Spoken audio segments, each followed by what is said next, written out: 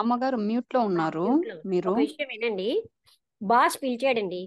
ఈయన తిడతాడు తిడతాడు తిడతాడు అనుకుంటూ మనం ఏం చేస్తున్నామండి, ఆయన యాస్ట్రల్ బాడీలో తిట్టేటటువంటి ప్రచోదన చేస్తున్నాం.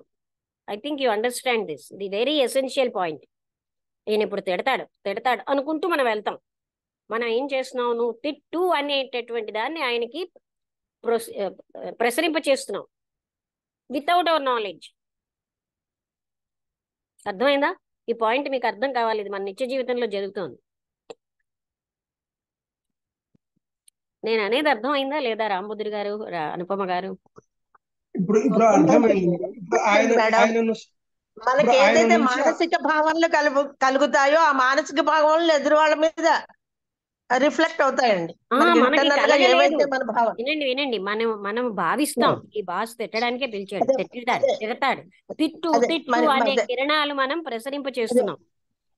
అదే మన లోపల కలిగిన భావాలే ఎదురుగా ప్రసరింపబడుతున్నాయి. మనం ఆపాదిస్తున్నాం, ఇంకో రకంగా చెప్పాలంటే. అదే అవును ఆపాదన అవును పవర్ ఎంత ఉంటుంది తెలుసా? వాళ్ళు కొంచెం అదే బలహీనులైతే దానికి ఈల్డ్ అయిపోతారు, నిజంగా తిడతారు. ఓకే. అదే యాక్చువల్ గా మీరు చూడండి, మనం చేస్తున్న కర్మ. నేను చెప్పాను కదా, ఒక కోడలు ఉంది, అత్తగారు ఉన్నారు, భర్త ఉంది. కోడలు ఏమీ అనదండి, అత్తగారు భర్త మాత్రం మంచివాళ్లే, కానీ ఆవిడ్ని చూసి ఏదో అంటారు అన్నారు నాకు చెప్పిన కహాని. అప్పుడు నేనేమన్నాను, కోడలు ఏమీ అనదంటున్నారే, మీరు కోడలేమి ఇన్నోసెంట్ కాదు, ఆవిడ మనసుతో కాలుస్తోంది వాళ్ళని అన్నాను. అది మనకి లా ఇంటర్నల్ గా కలిగిన భావాలు ఎదురు వాళ్ళ దగ్గర రిఫ్లెక్ట్ అవుతున్నాయి. కాదు కాదు, కోపం వచ్చిందండి, మీరేం చేస్తున్నారు, కోప అవును కిరణాలు ప్రసరింప చేస్తున్నారు. అదే అయితే ఒక్కసారి, కిరణాలను ప్రసరింపజేయడం. అదే కానీ అది మీరు మన నుంచి కౌంట్, వాళ్ళకి అవుతున్నాయి. ఒకసారి అనుపమ మన గారు, లోపల కలిగిన భావాలు వాళ్ళకి ఎడుతున్నాయి అవి. మీ లోపల కలిగిన భావాల్ని ప్రసరింప చేయడం వల్ల అది మీరు అవును లెక్కలోకి తీసుకోరు. మీరు ఏ రకమైన అవును ఇదిల్ కిరణాలు ప్రసరింప చేస్తున్నారు అన్నది మీరు లెక్క పెట్టరు, కానీ అదే కర్మదేవతలు అవి లెక్కలోకి తీసుకుంటారు. అదే ఎందుకు? మనస్సుతో చేసేదే ఫస్ట్ కర్మ. అదే అర్థమైందా? అవును తెలిసిందే. మనం ఏం చేస్తున్నాం, వాళ్ళ యాస్ట్రల్ బాడీని కాలుస్తున్నాం. అదే అప్పుడు వాళ్ళు ఏం చేస్తారు, కోతికేమోని తోక కాల్చితే అది ఎలా అయితే అవుతుందో, అప్పుడు వాళ్ళు కూడా అలాగే అదే అవుతారు. ఎందుకు ఇదంతా నేను చెప్తున్నాను తెలిసిన, హిడెన్ సైడ్ లో మనం ఎన్ని చేస్తున్నామో. అండ్ మనం ఏమంటాం, నేను ఏమనలేదండి, చాలా మంచిదానండి, ఒక్క మాట అననండి. am I stable inwardly? అది కదా మనం చూసుకోవాలి. అదే అంటే ఆ కర్మని మనం లెక్క పెట్టాం.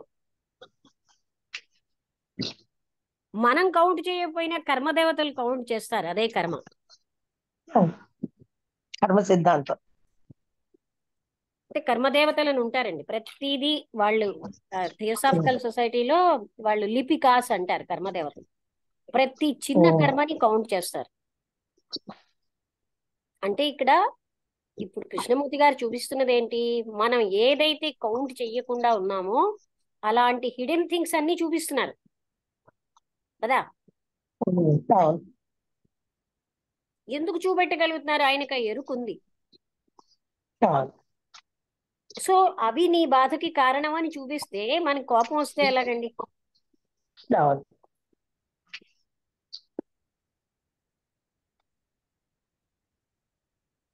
ఏమైనా అంటే మనం కృష్ణమూర్తి గారిని బహిష్కరిస్తాం. ఎందుకంటే సత్యాన్ని అవగాహన చేసుకోవాలి మనం, అంతే. మనంతటా మనగా ఇంకొకళ్ళు చెప్పేది కాదు అది. ఒకవేళ చెప్పినా ఎరుకున్న వాళ్ళు చెప్పగలరు, అప్పుడు మనం అదే చూసుకోపోయినా చూసుకోవాలని ప్రయత్నించాలి కదా. అదే అదే అప్పుడే మనకున్న మన లోపలే ముళ్ళు ఉంది, ముళ్ళు తీసుకోకుండా గుచ్చుకుంటోంది అంటున్నాం, ఎవరో గుచ్చుతున్నారంట. మన లోపల ఉన్న ముళ్ళు మనం తీయట్లేదు. ఇప్పుడు ఆ టీచర్ గారికి వెనకాల హేట్రెడ్ ఉన్నదని ఆవిడే పోల్చుకుంది. ఇంకా ఆవిడ పోల్చుకుంది ఏంటి, ఆవిడకి రికగ్నిషన్, గుర్తింపు వచ్చేసింది మంచి టీచర్ అని. ఆ గుర్తింపులో నువ్వు చాలా ఆనందపడిపోతున్నావు. నువ్వు హేట్రెడ్ ఒక్కటే నువ్వు అనుకుంటున్నావు, కానీ ఈ గుర్తింపు వల్ల కూడా నీకు ఇబ్బందికి వస్తుంది అని చూపెట్టారు ఆయన. అవును.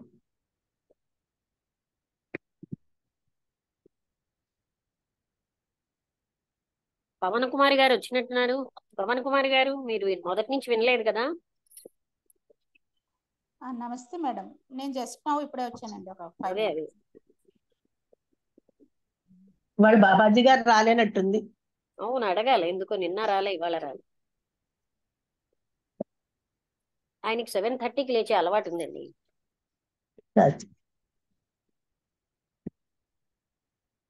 ఏం ఈ విధంగానండి మన లైఫ్ లో మనం అవేర్నెస్ లేకపోవడం వల్ల ఎన్నో ఇబ్బందుల పాలైపోతున్నాం. అవేర్నెస్ ఉన్నది మన జీవితం సుఖప్రదంగా వెళ్తుంది. అంటే ఎరుక యొక్క ఆవశ్యకత. ఎవరైనా చూపెట్టారు అని అంటే మనకి కోపం ఎందుకు వస్తుంది అంటే మనకి అవేర్నెస్ లేక. ఇమేజ్ లో జీవిస్తాం, ఎక్కువ మంది ఇమేజ్ లో జీవిస్తారు, ఊహాత్మక చిత్రంలో.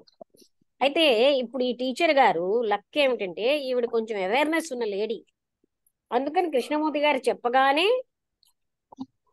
అది ఆవిడ తెలుసుకున్నారు. నువ్వేమో ఆ తృప్తిలో అది ఒక రకమైన పాశవికమైన తృప్తి అంటున్నారు, హ్యాపీనెస్ అన్నారు కదా.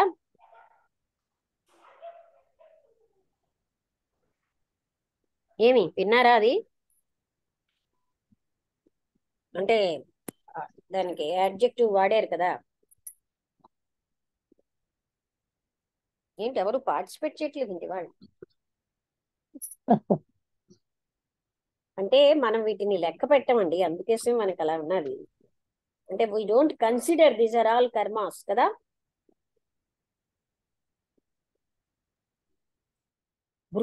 బ్రూటల్ హ్యాపీనెస్, బ్రూటల్ కంటెంట్మెంట్ అన్నారు కదా. అంటే బ్రూటల్ రికగ్నిషన్ లో నువ్వు ఉన్నావు.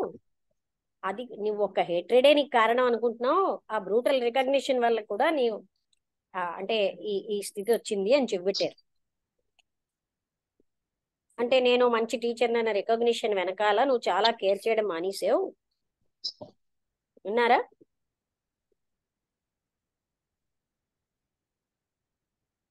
బ్రూటల్ రికగ్నిషన్ అన్నారు.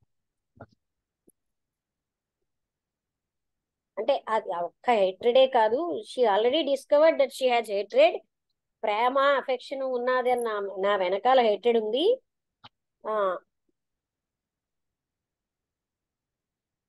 ఇప్పుడు ఏంటన్నారు చూడండి. As jealousy though painful gave a pleasurable sensation. Jealousy ఎలాగో మీకు ఇలాంటి ఈ బ్రూటల్ రికగ్నిషన్ అనేది ఒక రకమైన సెన్సేషన్ ఇస్తుంది. So now the knowledge of your past gives you a sense of mastery which is also pleasurable. You have now found a new term which is another form of antagonism. We move from one substitution to another, but essentially all substitutions are the same, though verbally they may appear to be dissimilar.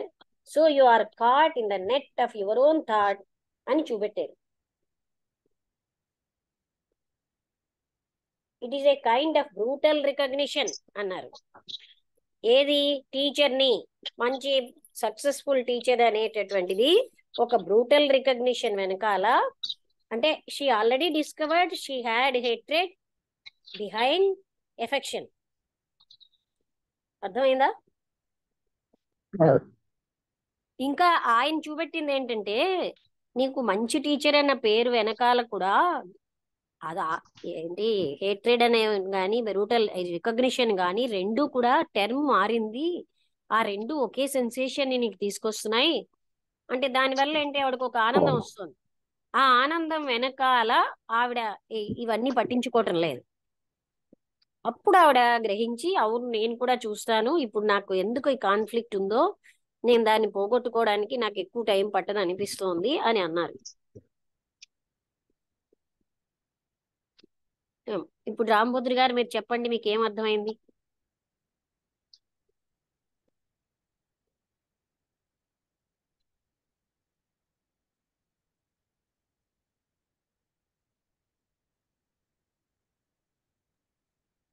నమస్తే.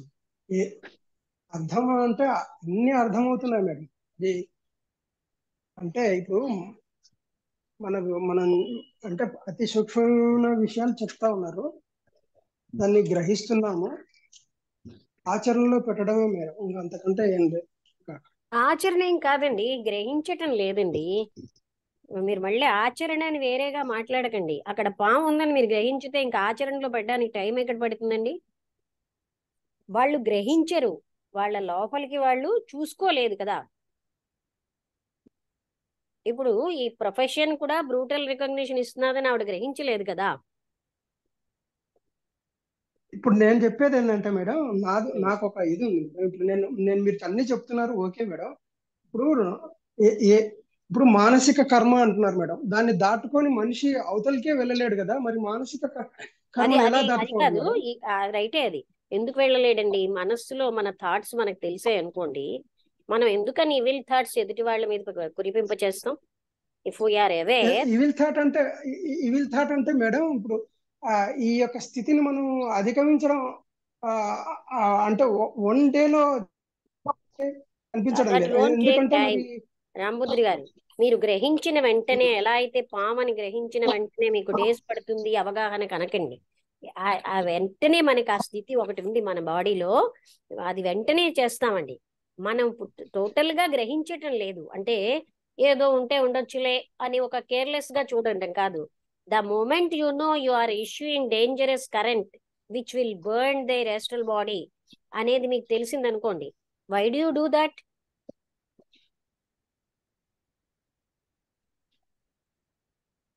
ఆ యొక్క మనకి స్థితి అర్థం కావడం లేదు.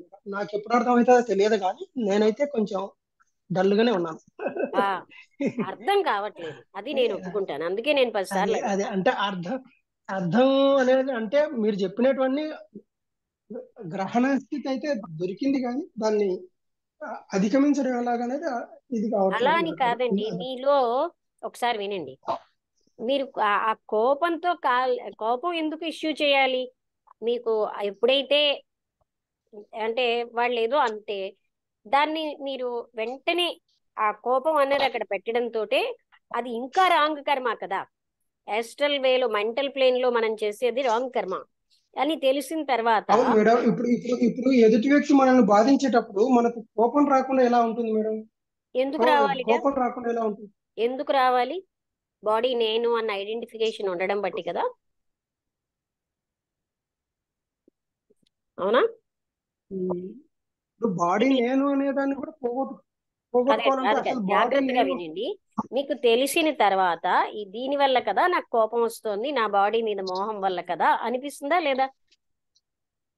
అవును madam. ఆ జ్ఞానం పని చేయనప్పుడు వేరు.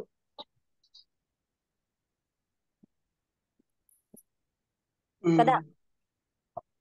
అవును మేడం. నాకు అంత ఐడెంటిఫికేషన్ ఉండడం బట్టి విచ్ ఏదైతే ఎసెన్షియలో అక్కడ మనం అందుకే దాన్ని పట్టించుకోవట్లేదు. నేను మీరు వినలేదు, ఆ లెక్చర్ లో అదే చెప్పాను. మనం బాడీ ఐడెంటిఫికేషన్, బాడీ నా పనిముట్టు అంటాం కానీ ఎప్పుడు బాడీ నేను అని జీవించడం బట్టే కదా ఇన్ని రకాలైన అరిషడ్ వర్గం అని ఎఫెక్ట్ ఇస్తున్నాయి. అవును మేడం. అంటే కోపం ఎందుకు రావాలి? తర్వాత మనం మాట్లాడలేకపోయినా ఇలా చేస్తున్నానన్న అవేర్నెస్ వస్తూ ఉంటే ఆటోమేటిక్ గా అక్కడ ఆపుతామండి. ఎరుక రాక మనం అలాగా కంటిన్యూ చేస్తున్నాం. రెండోది, వాళ్ళు నాకు హాని చేశారు, నేను వాళ్ళని హాని చేసేస్తే నాకు ఏమిటి లాభం అనుకోండి. అది కూడా పాయింట్ అయినా, జాగ్రత్తగా తెలివితేటలు పెట్టండి. హాని చేయడం వల్ల కాదు, అది తెలియని వాళ్ళు ఆలోచిస్తారు. వాడేదో జబ్బుతో చచ్చిపోతే మనకు ఆనందమా? మనని బాధ పెట్టిన వాడు కాదు కాదు. ఉదాహరణగా అన్నంత ద్వేషం. మీరేం, ఒక్కసారి వినండి. అంటే వాళ్ళకి హాని మనకి కాదు. What we expect we don't know. మనకి ఏం కావాలి? ఒక్క పాయింట్ ఏంటంటే, first I identify my self with the body and mind. ఈ బాడీకి ఏం చేసినా, నాది అనుకున్న దానికి ఏం చేసినా నాకు కోపం. సో ఇక్కడ కోపానికి కారణం ఏంటి? కొంచెం ఆ జ్ఞానంతో చూస్తే స్ట్రాంగ్ ఐడెంటిఫికేషన్ కదా. ఉమ్, ఇవన్నీ మనకు తెలుస్తూ ఉంటే ఆటోమేటిక్ గా అవి యాక్షన్ లోకి వస్తాయండి. ఉమ్, మన్ని మనం ప్రశ్నించుకుంటే సరే, ఇలా ఏదో చేసిన వాడిని నేను ఏదో చేసేస్తే వాడు ఏదో బాధపడితే నాకేమిటి లాభం? బాడీ నేను అనుకున్నా సరే అలా ఆలోచించండి, నాకేమిటి లాభం? Um, what I'm expecting, do I know? నాకు తెలుసా నేనేం కోరుతున్నానో? am I clear in my thought? నా థాట్ లో నాకు క్లారిటీ లేదు ఉమ్. కదా, దానివల్లే మనం సఫర్ అవును అవుతాం. మేడం. సో ఆవిడ చెప్పింది కదా, ఎవరైతే అసూయో ఆయన చనిపోయాడు, బట్ నా అసూయ పోలేదు. అప్పుడు నేను ఉమ్, గ్రహించాను నా అసూయ అందరి పట్ల ఉందని. ఎవరు హ్యాపీగా ఉంటే వాళ్ళందరి పట్ల నాకు హ్యాపీ అసూయ ఉందన్నాను. ఎంత బాగా చెప్పింది చెప్పండి ఆవిడ. అవును మేడం. అలా స్టడీ చేసుకోగలగాలండి లోపలికి. మనం ఈ లోపల ఒక ఇమేజ్ ఇచ్చేసుకుంటాం, ఐఎమ్ నో నో నో, నాకు అసూయ ఉండదు, నాకు కోపం ఉండదు, నేను చాలా పర్ఫెక్ట్. ఈ ఇమేజ్ వల్లే మనకి అన్ని చికాకులు వస్తున్నాయి. ఇమేజ్ లేకపోతే రియాలిటీని చూడగలం, ఇమేజ్ అడ్డుతుంది సత్యాన్ని చూడకుండా. నేనింత ఉమ్, నేనంత అన్న ఇమేజ్ ఆ గోడల్లో జీవిస్తున్నాం మనం, అవునా కదా? అవును మేడం. అవి నిజమో కాదో ఎప్పుడు చూడం, అవే నిజం అనుకుంటాం. దానివల్ల ఏమిటి నష్టము? ప్రతి నిమిషం హర్ట్ అయిపోతూ ఉంటాం. ప్రతిదీ మన హట్టే. ఉమ్, మన హట్టు చెయ్యాలన్నవాడు హట్టు చేసేస్తూ ఉంటాడు, పరిస్థితులు హట్టు చేసేస్తాయి, జీవితం అంతా బాధతో పడుతుంటాం. ఇమేజ్ ఎందుకు చెప్పండి అంత గట్టి ఇమేజ్?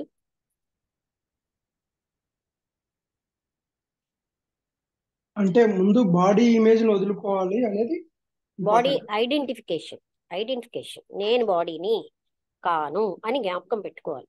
ఏమంటారు, అది నా చేతిలో గుర్రం, నేను కాను. ఉమ్, ఉమ్, అదే అన్ని చికాకులకి కారణం అవుతుందండి.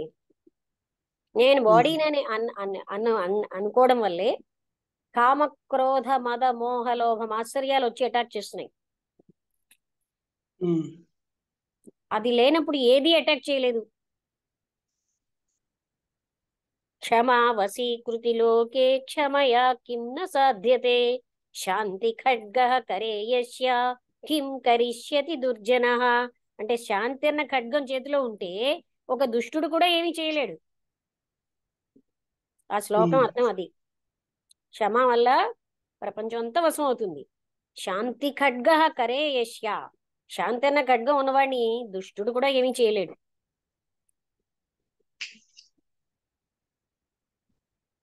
అంటే ఇప్పుడు బాడీ ఐడెంటిఫికేషన్ వదులుకుంటే ఇవన్నీ పోతాయి మేడం. అంతేనండి, ఏది మిమ్మల్ని అటాక్ చేయలేదు. ఉమ్. అంటే ఏ ఏ సంఘర్షణ వచ్చినా ఫస్ట్ ఈ ఈ ఈ బాడీ ఐడెంటిఫికేషన్ అనేది బాడీ దాని మీద దృష్టి మైండ్ను ఇప్పుడు పెట్టాలి. చూడండి, నాకు వచ్చింది అంటున్నారు. ఎవరికి వచ్చింది? మీ మనసుకు వచ్చింది. మీరెక్కడున్నారు కదా? ఉమ్, నాకు అనిపించింది, నాకంటే నా మనస్సుకి అని మనం మర్చిపోతున్నాం కదా. నాకు అంటాం, నేను హర్ట్ అయ్యాను, నేను ఇన్సల్ట్ అయ్యాను. ఎవరు ఇన్సల్ట్ అయ్యారు? మనస్సు కదా. Um, not only with body, with mind తో ఐడెంటిఫై అయిపోతున్నాం మనం గట్టిగా. ఇలా అలా కాదు, కాంక్రీట్. ఇంకెవరు దాన్ని ఛేదించలేనట్టుగా ఐడెంటిఫై అయిపోతున్నాం కదా. మీరు చెప్పండి, అవును మేడం. అసలు బాధ అంతా అక్కడే వచ్చింది. అంటే ఇప్పుడు మనం పొద్దున లేస్తే వ్యవహారం అంతా బాడీతోనే చేయాల్సి వస్తుంది, మనసుతో చేయాల్సి వస్తుంది కదా మేడం. అది చెయ్యండి, ఐడెంటిఫికేషన్ లేకుండా అద్భుతమైన కర్మ చేయొచ్చు.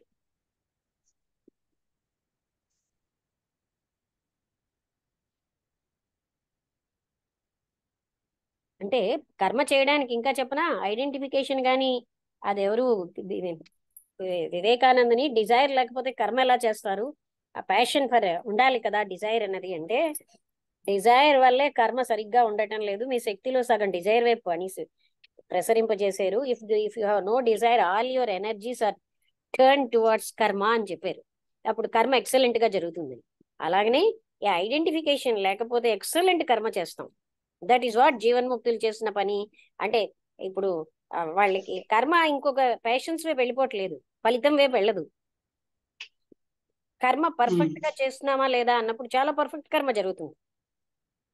ఐడెంటిఫికేషన్ లేనప్పుడే కర్మ చక్కగా జరుగుతుంది.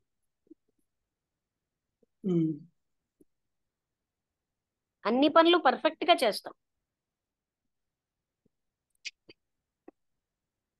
సృజనాత్మకంగా ఉంటాం. అర్థమైందా? సృజనాత్మకత అంటే నిత్య నూతనంగా ఉంటుంది మన ఇంటెలిజెన్స్. అప్పుడు మీరు ఇందాకల నుంచి అదే ఆలోచిస్తున్నారా ఏంటి, మాట్లాడటం లేదనుకుంటున్నాం. దేని గురించి మేడం? అదే ఏంటి ఎలా చేయడం అని అదే ఆలోచించడమనా? అది ఎప్పుడు కూడా మూలానికి వెళ్ళాలండి. ఇప్పుడు మూలానికి వెళ్తే మనకు అర్థమైంది. Because I feel I'm my body. ఇంకొకరిని అంటే నాకేం బాధ రావట్లే, నన్నంటే నాకు వస్తుంది అంటే ఐడెంటిఫికేషన్ వల్లే కదా.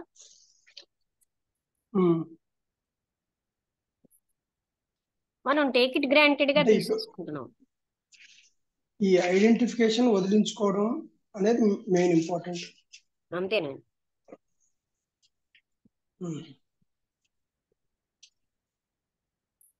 మిగతావన్నీ అవి వాటి ప్లేస్ లోకి వెళ్ళిపోతాయి.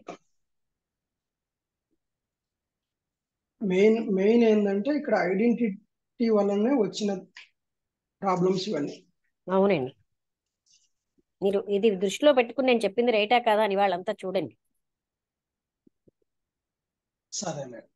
ఎందుకంటే మనకి మనంగా కూడా తెలుసుకోవాలి కదా. ఈ బాడీతో ఐడెంటిఫై అవ్వలేదు అనుకోండి, ఈ మనస్సుతోటి మన ఎవడేం బాధ పెట్టగలడండి.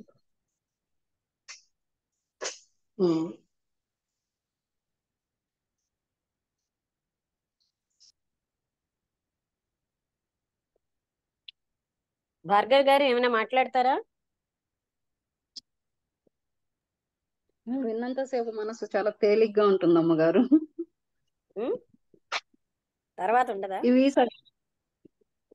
అది చేసుకోవాలి, తర్వాత కూడా తేలిగ్గా చేసుకోవాలి. కానీ ఆమె చాలా బాగా విశ్లేషించుకున్నారు అమ్మగారు. తన ఆలోచనలు లోతుగా, తన ఆలోచనలు ఎలా ఉన్నాయి. ఇప్పుడు తను చాలా మంచిది అనే ఒక ట్యాగ్ అందరూ తనకి ఇచ్చేశారు. కానీ తనలో ఉండే ఆలోచనలు ఎలా ఉన్నాయని తను ఆలోచించుకుంటే అంతర్గతంగా తనలో చాలా ద్వేషం ఉంది ప్రతి ఒక్కరి పట్ల అనేది తనకు బాగా అవగాహన అయింది. దాని నుంచి ఎలా బయటపడాలి, దాని నుంచి ఎలా బయటపడాలి అని. అయితే కృష్ణమూర్తి గారి దగ్గరికి వచ్చాక ఇంకేమిటి చూపెట్టారు? ఈ రకమైన recognition that I'm a successful teacher అన్నది కూడా ఈమెకి సంఘర్షణకి కారణమైంది. ఒక స్టాంపింగ్ కాకపోతే మరొక స్టాంపింగ్, హెట్రెడ్ లాంటిదే ఇది కూడా అని అప్పుడు ఆవిడ అంది. అయితే నా కాన్ఫ్లిక్ట్ కారణం నేను తక్కువ రోజుల్లోనే పట్టుకుని బయట పడిపోగలను అన్నారు.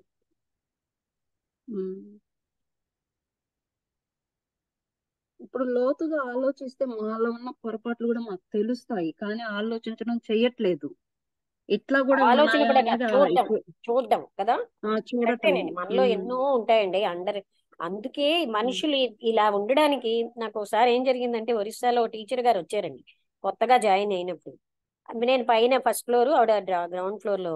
వచ్చి పావు గంట మాట్లాడు వెళ్ళారు. ఎంతో స్వీట్ గా మాట్లాడారు. యూపీ ఆవిడ. వెళ్ళిపోయాక అక్కడ ఏంటంటే ఆ కరెంట్స్ నాకు చిన్నప్పటి నుంచి అది అవగాహన చేసు. ఈమె పాజిటివ్ గా మాట్లాడలేదు, ఆవిడ కొంచెం ఇవిల్ కరెంట్స్ వచ్చాయండి. మీకు అర్థమైందా? అర్థమవుతుందమ్మగారు. మాటలు చాలా పాజిటివ్ గా మాట్లాడారు.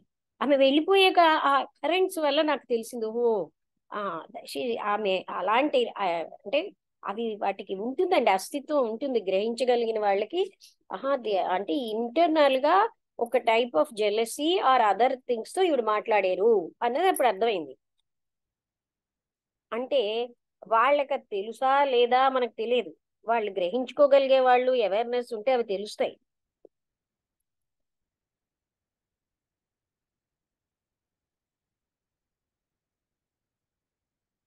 అందుకని మనం పెంచుకోవాల్సింది ఏంటంటే అవేర్నెస్ కదా. అవునమ్మగారు. ఇప్పుడు మన పువ్వులు కోసేసారని మనం బాధపడుతున్నాం అనుకోండి ఉదాహరణగా, అయ్యో అది వెంటనే నాదని ఎందుకు అనుకోవాలి నేను అని మనం వదిలేసాం అనుకోండి, ఏమంటారు దీని అర్థమైందా ఈ మాట? నేను నాది కదా మనని అర్థమవుతుంది. బాధించేది, నాది అనుకోవడం వల్ల కదా మనకి బాధ వచ్చింది. ఏమిటో కష్టంగా ఏదో ఏదో మింగుతున్నట్టు ఫీల్ అవుతున్నారు ఏంటండి? సత్యమా కాదా చెప్పండి. సత్యమే అమ్మగారు. ఇప్పుడు నావి అంటే చెట్టు నేను వేసాను, నీళ్లు నేనే పోస్తున్నాను, నేనే వాడుకోవాలా అనే ఇదిలో మనం ఉన్నాము. మేమున్నాము. ఇప్పుడు ఎవరన్నా తీసుకుంటే అప్పుడు ఆటోమేటిక్ గా కోపమే వస్తుంది. వాళ్ళు అప్పుడు కూడా మనం దాన్ని పూజకే కదా గమనించుకున్నాం అనుకోండి, నాది అని అనుకోవడం వల్ల కదా ఇంత బాధ వస్తుంది అని మనం అందులోంచి బయటపడవచ్చు కదా.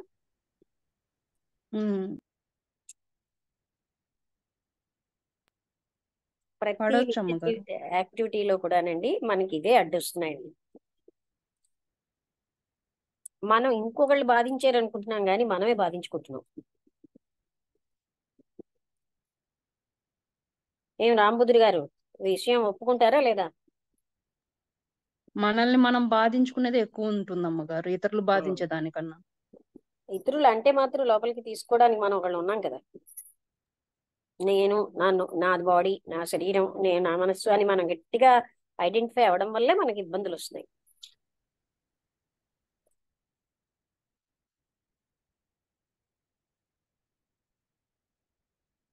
వాళ్ళ వసంతలత వచ్చి వెళ్ళిపోయిందా? మాట్లాడడానికి లేదా?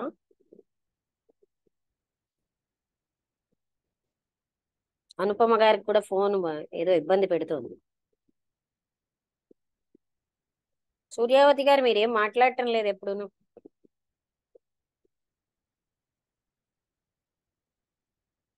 అసలు సూర్యావతి గారు ఫోన్ దగ్గర ఉంటున్నారా లేదా?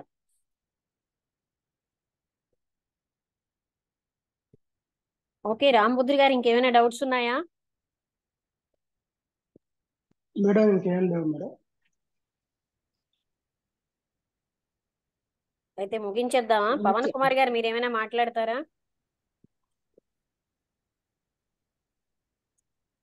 మేడం ఏ బుక్ చదువుతున్నారు మేడం? ఇది కామెంట్రీస్ ఆన్ లివింగ్ పార్ట్ 2 లోకి వచ్చామండి. సెకండ్ చాప్టర్, థర్డ్ చాప్టర్ అయింది కాదు. Commentaries on living. పార్ట్ 1 అయిపోయింది, 3 సిరీస్ ఉన్నాయి. ఫస్ట్ సిరీస్ అయిపోయింది, సెకండ్ సిరీస్ స్టార్ట్ చేసాం. అంటే బుక్ మనకి గ్రూప్ లో పెట్టారా మేడం? లేదా పెట్టనా? బుక్స్ అవి గ్రూప్ లో పెడితే కొంచెం చూడటానికి కూడా ఉంటుంది. నాకు వసంతలకు పెట్టింది, గ్రూప్ లో పెట్టిందో లేదో మరి నాకు తెలియదు. నాకు ఇప్పటికీ ఆ పీడిఎఫ్ లోంచి, కానీ నా దగ్గర ఇంకో పాస్ చేయడం వచ్చింది కానీ పీడిఎఫ్ లోంచి ఇందులోకి పెట్టడం రాలేదు. సరే పెడతాను ఒకసారి పెడితే. అయితే ముగించేద్దామా వాళ్ళకి? రాంబుద్రి అలాగే అమ్మగారు. కానీ వాళ్ళు చాలా మంచి టాపిక్ చెప్పారు. చాలా ధన్యవాదములు అమ్మగారు. ఏమిటి మంచి టాపిక్? రోజు మనం ఏదో ఇలా ప్రతిరోజు రోజు ఇట్లానే ఉంటున్నాయి అమ్మగారు. నిన్న కూడా అట్లానే ఉంది, ఎప్పటికప్పుడు నూతనంగానే ఉంది. అంతేనండి. మనకు తెలిసిన దాని లోపలికి గానీ వెళ్తే మనం సమస్యలు ఏవి ఉండవండి, హాయిగా జీవించగలం. మనం లోపలికి వెళ్ళాలి, నిష్పక్షపాతంగా లోపలికి చూసుకోవాలి. ఓకే, నేను ముగించేస్తున్నాను.